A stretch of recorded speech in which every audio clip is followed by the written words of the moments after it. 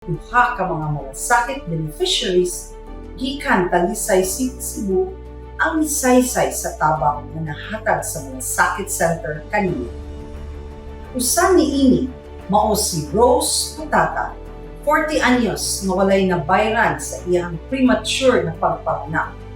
Niabot og kapin 200,000 pesos ang iyang bill na gibayran sa Malasakit Center.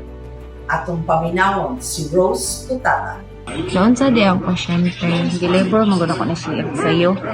Asa ka nga hospital? Sa Soto. Anong dito ka sa Soto na admit? Kaya na may malasakit dito. Asa ka nakahibaw bahin sa malasakit? Sa among barangay. Pilay mong bill? 206,000.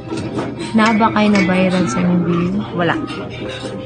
Magpasalamat ako nila kay kung wala ang malasakit. Dako sad kog bayro nun sa akong hospital bill. Mao kadto si Rose Putata, atong first beneficiary karong hapon na. Laing beneficiary mao si Noli Naul, 45 years old. Kinsa gipaubos sa hysterectomy. Ania ang atong interview kang Noli. Nakuhaan ko sa matris, Asa ka nga hospital? Vicente Soto. Nganong dito ka sa Vicente Soto na admit? Kay naaman ko sila programa nga malasakit Asa ka nakahibaw bahin sa malasakit? sa among barangay. Pilay mong bill? 50,000.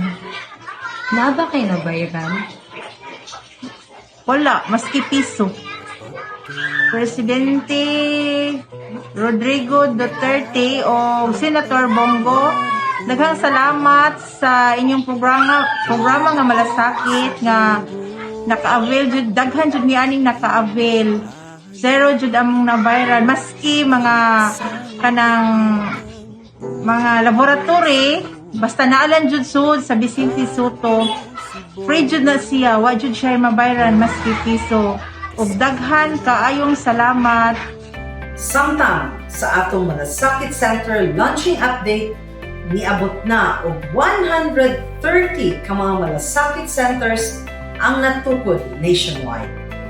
July 23, giablihan ang labing bag-o nga malasakit center sa Mariano Marcos Memorial Medical Center sa Bata, Ilocos Norte. Ang virtual launching gitambungan sa amahan sa Malasakit Center na si Senator Christopher Lawrence Kuya Bongo, Presidential Assistant for the Visayas Secretary Michael Lloyd Dino ug mga opisyal sa lokal nga tagamhanan, hospital ug mga partner agencies. Nakadawat ang hospital 5 million pesos na Social Civic Projects Fund gikan sa Office of the President ug laing 10 million pesos gikan sa Medical Assistance for Indigent Patients sa Department of Health. This is the 73rd Malasakit Center in Luzon, 26 ang sa Visayas ug 31 sa Mindanao.